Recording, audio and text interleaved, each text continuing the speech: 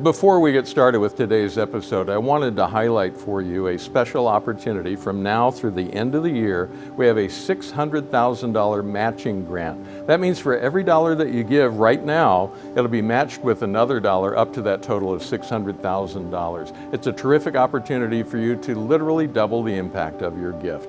Go to firstliberty.org and there will be a pop-up for the matching grant. Just click on that and it'll take you to the right page. We are days away from a rare opportunity to get more good judges on the federal bench, and there are more religious freedom cases we're working on right now that you'll want to follow as we look ahead to 2025. Hi, I'm Stuart Shepard, and this is First Liberty Live. Thank you for liking and sharing these videos and getting other people involved in these conversations. We do appreciate you being part of this program by doing that. Our guest today, of course, is Kelly Shackelford, President, CEO, and Chief Counsel of First Liberty Institute. Hi, Kelly. Hey, Stuart. As we're ending out 2024, I wanted to take a look ahead, and there's a lot to talk about. First Liberty is going to be very active in 2025. First of all, usually this is where we talk about the cases that we've got coming up, but there's something else that comes ahead of that, and It's significant, and that is we have an opportunity, at least for the next 2 years, thanks to the last election, to put some good judges on the bench. And First Liberty is going to be actively involved in that process. Yeah, really, it started 8 years ago for us. We're nonpartisan, so whoever's president, we're going to try to advance religious freedom as fully as possible under who that person is. And everybody was expecting Hillary Clinton to be president, and we had ideas on how we could advance religious freedom, and then Trump won. And we went, well, we got to have a meeting. We had a meeting. We looked at everything. We said, how can we have the greatest impact for religious freedom? And it was just really clear. There were 132 judicial seats open. These are federal lifetime appointments. Yeah. And we thought, one case on religious liberty can be a big deal. I mean, we just won these Supreme Court cases, right? But one judge is a lot of cases. 234 judges, which is what it ended up being. That's huge. That's a lot of cases. And you can see what happened because of that now. We won all these cases at the Supreme Court. I mean, Joe Kennedy would have been a loss without those judges who went on the court. So these huge precedent changers all started way back. It's kind of like planting the seeds and watering. Eventually you see the growth, but that came because of the judges. And now we're going to have the opportunity to do that again. I mean, we have the opportunity to really help set the next 20, maybe even 30 years for our children and our grandchildren. So this is an incredibly unique opportunity. It's a small window of time, but the impact is just massive on the future of our country. Now, when people read news reports about this, they're going to see a lot of people opining that the issue here is that Trump put all these activist judges on the court. Well, the opposite is exactly the truth. They're not the activists, and that's right. What's making the difference. And that's why you've had these horrible attacks on the court, wanting to destroy the court, wanting to purge justices, wanting to add 5 or 10 justices. It's because for about 80 years, we had a majority of justices who thought their job was to just find this living, breathing Constitution and just do what they thought was right. Yeah. Not what the law says, not what the words say, but kind of make it more current. It was their idea. And so they just made things up. And we now have, after the first Trump administration, for the first time, we have a majority of justices who think their job is to find the original meaning of the text. As intended by the founders. Whether it's a constitution, a statute, they think that's their job. They might disagree about what that original meaning is, but they're trying to do that. And it's not about what they want or what they think is right. That's a legislator's prerogative, which are directly responsible to the people. It's about, no, we are going to look at what do the religion clauses really say, right? What are these cases? And that began to change things. And so you had precedents like Roe v. Wade and all these other ones also going away. Which were even professors on the liberal side of things, law professors, looked at Roe v. Wade and said, even if they liked the outcome, they said, yeah, but it didn't have a foundation that was solid that you could legally defend. So when it was overturned, it was really no surprise because it was the right thing to do from a legal standpoint. Well, and I challenge anybody. The Constitution is not that long. Go read it. See if you find anything about abortion in there. Yeah.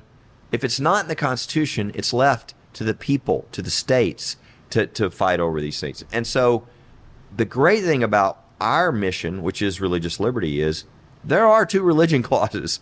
The founders established this country for religious freedom. There is a lot of history, the text, everything that's there that shows the great commitment to having the fullest and most vibrant religious freedom possible. And so we had gotten away from that. We had years of sort of a separation of church and state extremism where, everywhere government is, religion can't be. Well, government's everywhere. Okay, the founders would have been appalled. I mean, they had a chaplain open their legislature, paid chaplain. Yeah. So this idea of sort of no religion in public and no religion anywhere where government is, we don't want the government to ever coerce anyone with regard to religion. We want people to be free. But the idea that the government has to be almost hostile to religion was totally against what the founders wanted. And so we've seen that start to crack now and us to get back towards the founders. But this is all because we put judges on the court for the first time in 80 years. We had a majority of justices who thought their job was to find the original meaning of the text. Now, that was 8 years ago, and we've seen the results. But we're now at the beginning of that again. So think of what we're going to do this a second time. What is that going to mean for the next 20 to 30 years? Yeah. This is a big deal, and it will affect all of our freedoms, I think, in a really good way, because we're going to be picking judges and justices who actually are trying to look to the original meaning and be faithful to that and say, if you want to change this, it's your authority to change it. It's not our authority as judges. We're going to find the original meaning, and that's what's called originalism. And there's a majority of those on the Supreme Court, and hopefully after the next 4 years, there'll be a massive majority of that throughout the lower courts as Which would well. be fantastic. We have cases that are going up to the Supreme Court right now where we've put in the request for them to hear the case. We'll see if they decide to take them. I mean, that's always the thing. Over the last few years, we've had 4 wins at the Supreme Court, which is, as I've heard you often say, only God's favor can do that. That's not normal. You can't plan for that. No. But so we're anxiously anticipating what the court will do with these requests. So I want to talk about them. The first one has to do with Fire Chief Ron Hittle, whom I visited with Ron and his wife Liz earlier this month out in Stockton, California. Tell me about his case and why it's significant.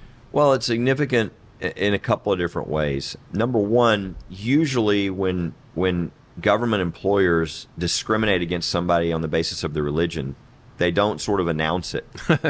True. With Ron, I mean, he's been a faithful fire chief. He did an incredible job. And they started going after him because of his religion. And then the final firing spot was they told him to go do some leadership training. And probably one of the top leadership training programs in the country is one that's held at Willow Creek Church. It's not religious. There are heads of major corporations who are secular. Mm-hmm. It's all about leadership.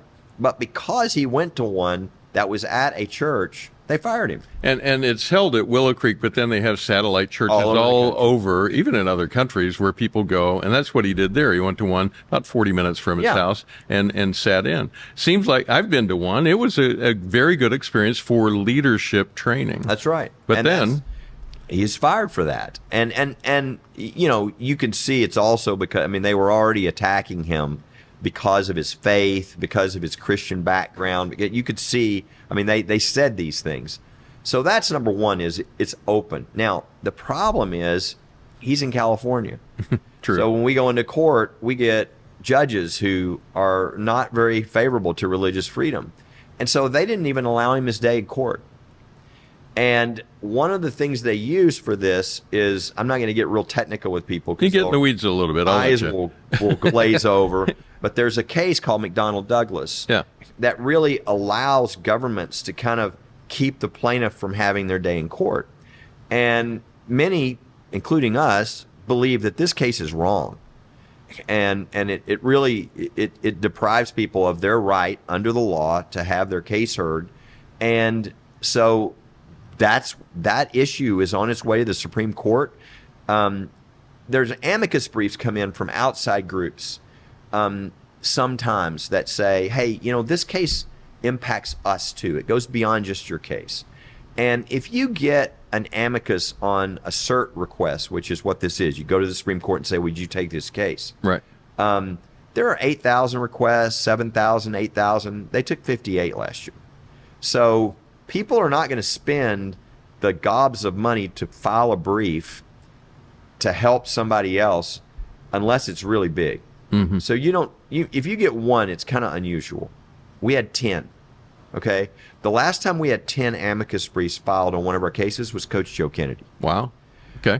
So it tells you something, that this has gone way up in percentages of them looking at this very seriously. So this case could have a great impact on everybody who has a religious liberty claim in the workplace, their right to get that before a jury and actually have their day in court. So it's a really important case for religious freedom. And to help me understand, I think I've got this right in my head.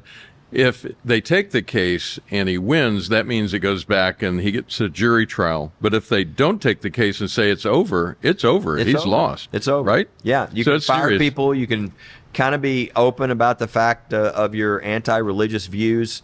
But there's nothing, you don't even get your day in court in front of other people. All right. Another case that we're asking the Supreme Court to hear involves a small Christian college, also in California. It's called Bethesda University. Tell us about that one.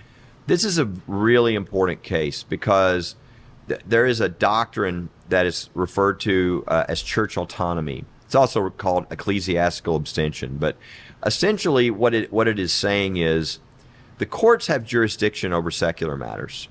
They do not have jurisdiction over internal church matters. Okay. They can't tell you who your pastor needs to be. They can't tell you what your doctrine is. They can't tell you what your requirements for membership are. That's what the Establishment Clause is really about. Exactly. Yeah. We cannot have, that you talk about an attack on religious freedom. If the government could limit the types of churches and the types of pastors and they've limited your ability to even pick a church or some place that follows the doctrine that you follow. So it is an eradication of religious freedom in a really dramatic way. And that's what happened here with Bethesda. They have a board. They have, think of elders and boards and all this. They have a right to choose their own board. And yet the government here was saying, no, we will tell you what the requirements can be for your board. This is a real danger. It is the courts have no jurisdiction over this. They have no authority here. They have no expertise here. Can you imagine secular judges getting in the middle of these kind of doctrinal issues about who your elder should be? And in fairness, it's a complex situation there. Yeah. But you've summarized it well. It comes down to, does the government have the authority to tell a Christian college, here's how you're going to run your board? That's right. You don't. And if they do, then, boy, Katie bar the door, right? Think of every religious group, church, college, organization. Now the local government, the state government, the federal government can come in and start putting parameters on what's required before somebody can be a leader in that group, before they can be on the board and control that group. It is a dangerous thing. And it's something that the court has not really spoken to in a long time. They have spoken to it, but they've kind of not addressed it in a while, and it's becoming more and more of a problem. We see this kind of across the country and I think a lot of times people or government entities who are just not informed. They're not thinking. We've had cases where we went in, and within 5 or 10 minutes, we convinced the judge, you don't want to have jurisdiction over this. Yeah. You're going to be deciding theological issues. You're going to be, and we watch their eyes get big and the fear come on their face when they really realize what they're going to be doing, and they immediately realize, no, this is church autonomy. This is abstention. This is a matter for the church, for the religious organizations, not for me. And that's what this case is about. Okay, so we have those two. There's also a parental rights case that we're hoping to bring up and ask the court to hear. Tell us about that one. Yeah, the Warner case, and it will be on its way to the Supreme Court soon. It kind of speaks a little bit to how we do things at First Liberty. There's a huge battle going on right now on who is the authority over your children. The parents or the government.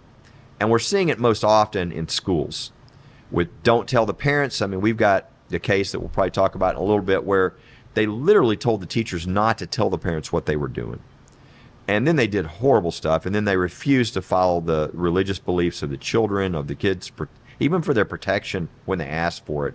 So we see this type of stuff going on. Mm-hmm. Well, the court doesn't always want to take, they're going to have to decide this parental rights issue. But that doesn't mean they have to take the most difficult case in which to do it. So just like Lemon was overturned in the Coach Kennedy case, a case where most of the country was like, leave the coach alone. Let him pray. That's a great vehicle for them to finally correct this Lemon case that so opened religious freedom back up. Well, this case is that kind of case for parental rights. It's not a, school case. It's not an LGBT case. It's a case about when a child has their rights violated under a federal statute and they want to bring the action to get that corrected against the school district, the statute requires that the government is the one that has to decide whether the child can bring the suit.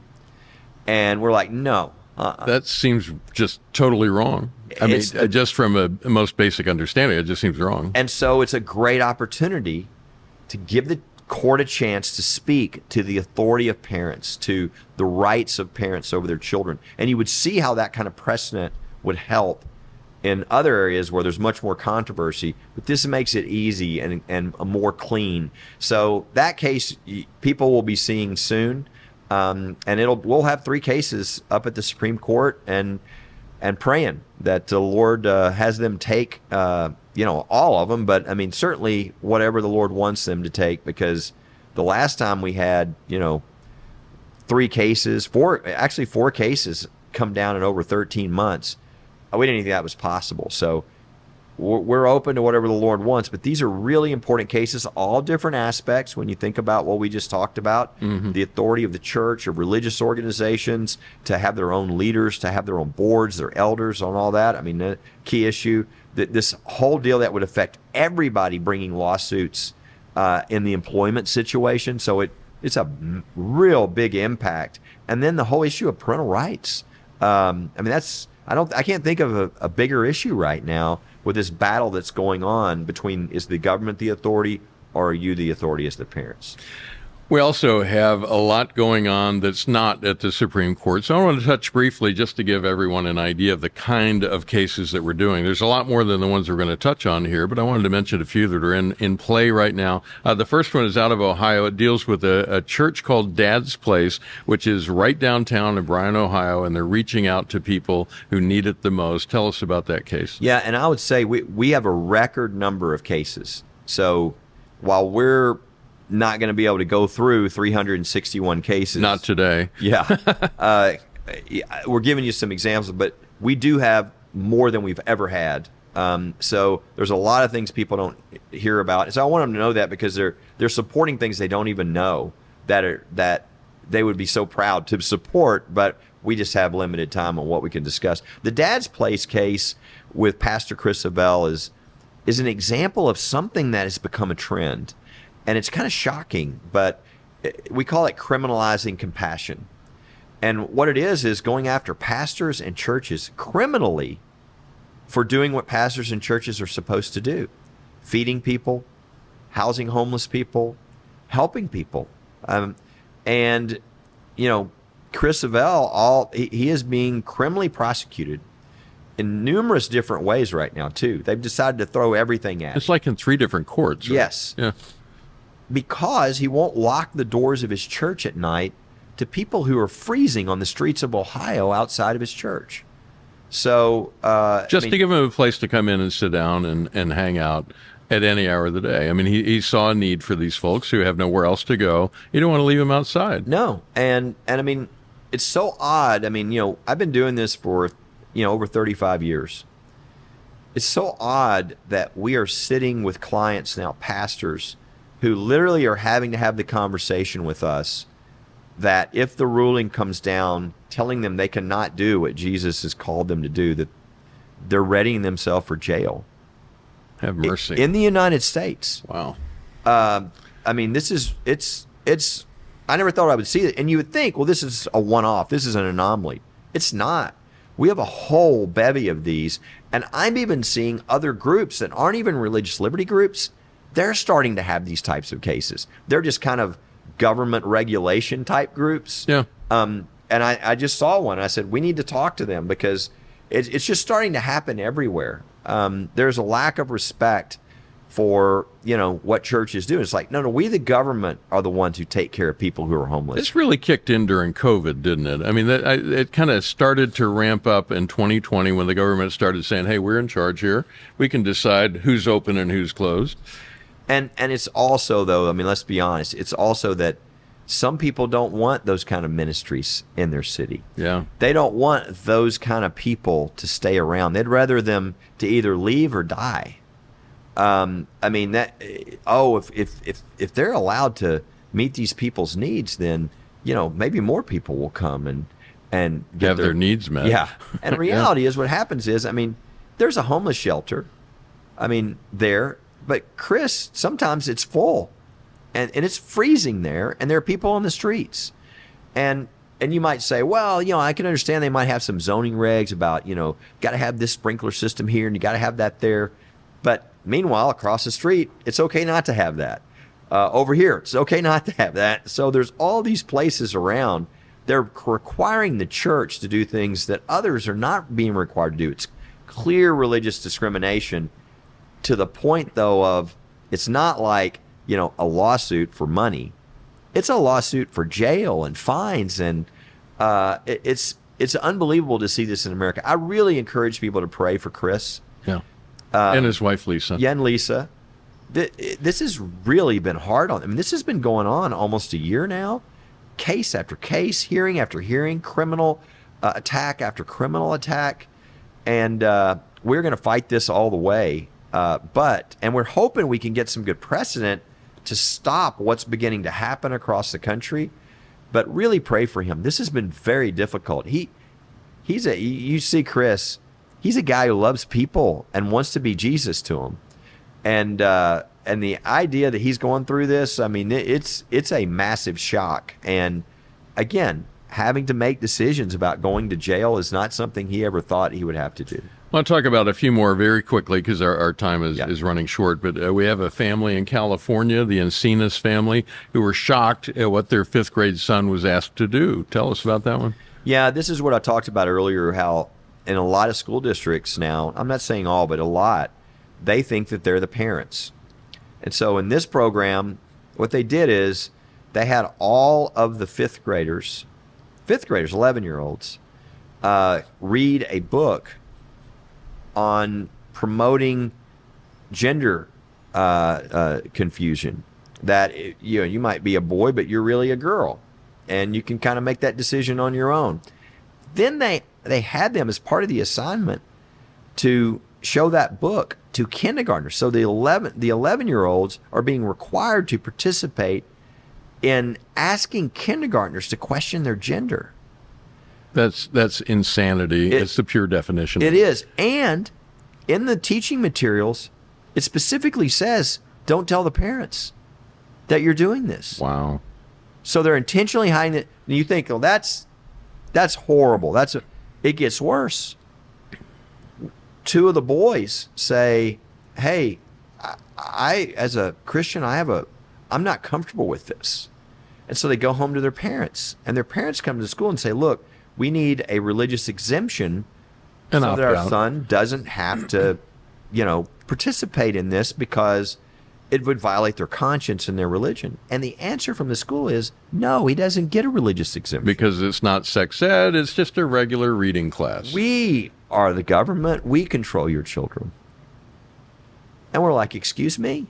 You can't say through compulsory attendance that this child has to go to school. and then say that the parents have lost their rights. Okay? They haven't. In this country, parents are the ones with a fundamental right to direct the upbringing and education of their children, not the government. And again, we're in federal court in California, so this is going to be a long haul, but this is a really important case, and people you'll be seeing more on this as we get into the year, because this is just really getting going. Now, up in Michigan, Valerie Klosterman, a nurse, physician's assistant. Sorry, I had to get the right title there. Physician assistant up in Michigan. We're still pursuing that case where she also lost her job because of her faith. She did. It's horrible, but it's something that we've seen a lot across the country. People who have done a great job for 20 years, like Valerie, perfect record. University of Michigan health system comes in, takes over the clinic, immediately pulls her into the DEI office, and then begins to curse her, say she's evil, all because of her religious beliefs on transgenderism and these type of issues. They ask her. It has nothing to do with what she's done. There's no complaint that she did something wrong. It was a survey that they required all the employees to. It's her beliefs. Yeah. So here's the government saying, although you haven't done anything wrong in your work, and although you're a great physician's assistant, and you have been for 20 years, we don't like what you believe. And so we're gonna attack you, we're gonna curse you. And then she is such a sweet woman. Absolutely. Loves people. And so this case represents so many others like it. The thing that I am encouraged about is across the country, I think this is beginning to turn, this whole issue. And I'm hoping that this case will be an opportunity to lay down a legal marker that really matches what's already happening in the culture. Big corporations, all these people are starting to turn away from this because they're realizing this is wrong. This is discrimination against people. And so it's one to watch, and it's one to pray for. Pray for Valerie and her family. It's going to be a long haul. We're in Michigan in federal court, but I feel really good about the case and what it will mean for other people. Okay, that's just a few of the cases that we're touching on. There's so many more. You mentioned There are more than 300 we're currently working. It's just phenomenal, the amount of activity around here. Our attorneys look. It's interesting because they're both stressed and joyful because they're loving what they're doing, but they're up against it constantly here. And then imagine. I mean, this is why we're going to be raising extra resources. Imagine then also the extra effort that's going to take to vet all these judicial positions. I mean, if there's one seat open, there's maybe 10 people being considered for that seat. Yeah. And to really properly do the research and really, really go deep on understanding who people are so that you're not surprised, that's very doable. I mean, it's known we have more data on the federal judges' choices than anybody in the country. I mean, we just have really mined data on this. But that was at the high levels. We're now going to have all the levels, all through opportunities. And what we can do with all these cases we're doing is going to depend upon us bringing new people on to do that work. And so we're going to be trying to raise the money we can, because we have 2 years, and then the Senate could change, and all this could change. Right now it's a 53-47 Senate, with the president being able to actually go a little stronger than last time when it was 51-49. Mm-hmm. So we could put some really strong constitutionalist, originalist judges on the court, but we only have 2 years that we know of, and so we've got to move quickly, and we've got to get our resources in place and start doing the heavy lifting and the work. We have a campaign going on that people are going to be hearing about over the course of the next year. Just want to highlight it. We don't have to go into much detail, but we call it Restoring Faith in America, a phrase that you came up with, by the way. Real quickly, tell us what that's about and what people should be watching for. This is really kind of a result of all these big victories, especially the Kennedy case and the overturning of Lemon. It's 50 years of case law overturned, over 7,000 citations, and so most people don't know. So what they know is their whole life they've been told, you can't have a nativity scene at Christmas, you can't have a menorah for a Hanukkah celebration, you can't have a Ten Commandments monument, and all that's now changed. You can, right? But we don't know it. Well, people don't know it. Yeah. And it's starting to be learned. I mean, we had the video we showed of the young man on the football team bringing back prayer. This is what America used to be like when communities came together And after the game or before the game, they had to lock arms together and pray together. We'd have a menorah up. We'd have a nativity scene up. This is who we are, and we've lost that. And it's starting to come back, but restoring faith in America is an attempt to help it not take 20 years for people to understand what's happened and to really empower people, right? I mean, the idea is, what can you do? If you're watching this, is there anything you can do? Yeah, we've already won. You just have to take the information. I mean, something as simple as, around Christmas, for instance, going to the county, going to the city council, going to wherever and saying, hey, why don't we have a nativity scene? And in the park, at the courthouse. I didn't know we could do that. Yeah. I thought we couldn't do that.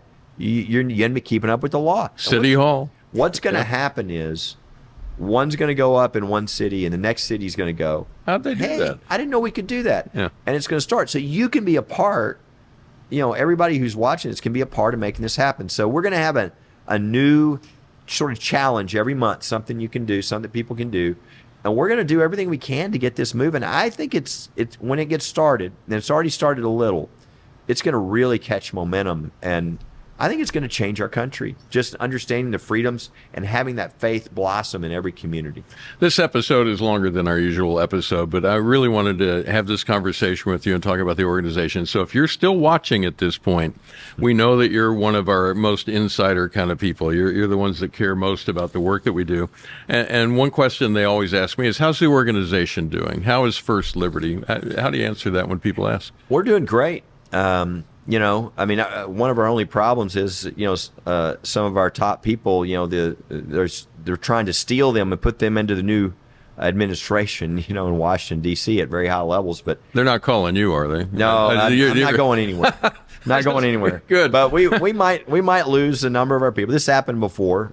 We lose a number of our people because we have very talented people that go into the very top areas of government to do work for the cause there. They'll be battling for religious freedom. And we want them to come back. Absolutely. Yeah. And they do, typically. But we might lose them short term. Yeah. But the other side of that is, we're doing great. We've got more opportunities ahead of us than ever. I mean, these cases are going to the Supreme Court and all these other cases, but also just the judges. It's a big, big deal.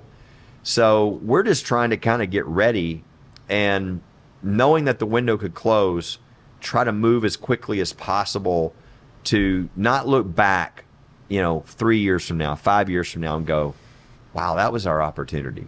We don't want to leave anything behind. And it's going to be necessary for us to move quickly and to take advantage of the windows that's open. It is an exciting time to be here. I always like to end out this episode by giving you a chance just to thank our supporters. It occurs to me every day on the drive into work, I only get to do this, just me personally, because someone gave to the organization of First Liberty. We're a nonprofit. That's the only income that we have, is what people donate toward us. And it's never lost on me that someone had to give up something that they have in order for us to get to do that. And they do that because we're producing results in the real world that they care about. We're doing the work that they would like to see done. So it's an interesting partnership. It's profound when you really think of it at that level, that connection between the organization and our supporters.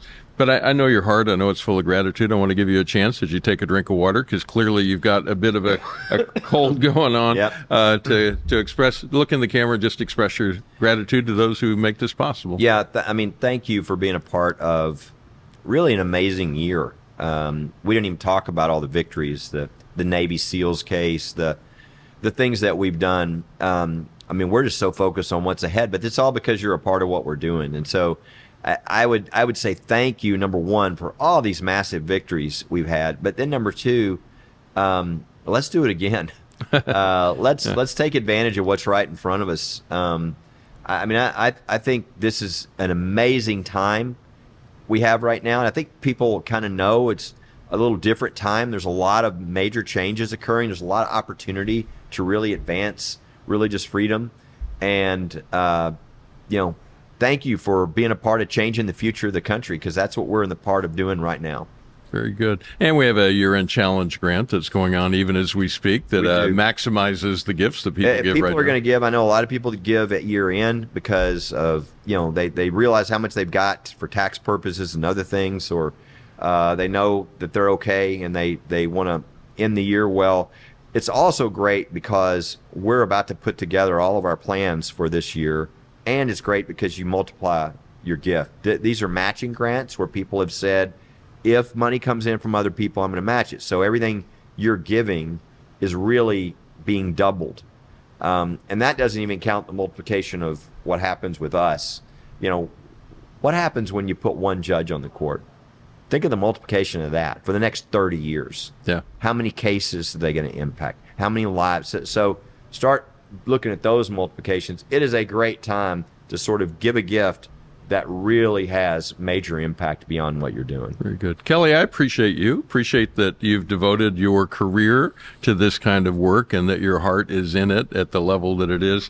First Liberty has done amazing things, and it's because of your vision for this organization and with God's favor over the work that we do. Thank you for that. Well, thank you, Stuart. And again, like you said, thanks to our supporters, because we're a team, and we're a winning team right now. And I'm really excited about what's right ahead of us. It's a great time to be here. Thank you, Kelly. If you would like to see America's religious freedom defended, just go to firstliberty.org. There will be a pop-up that will help you find the challenge grant for the year end here. And always on our page, anytime you go there, there's the big red donate button up at the top, both on firstliberty.org and also firstlibertylive.com. First Liberty is fighting for what matters most.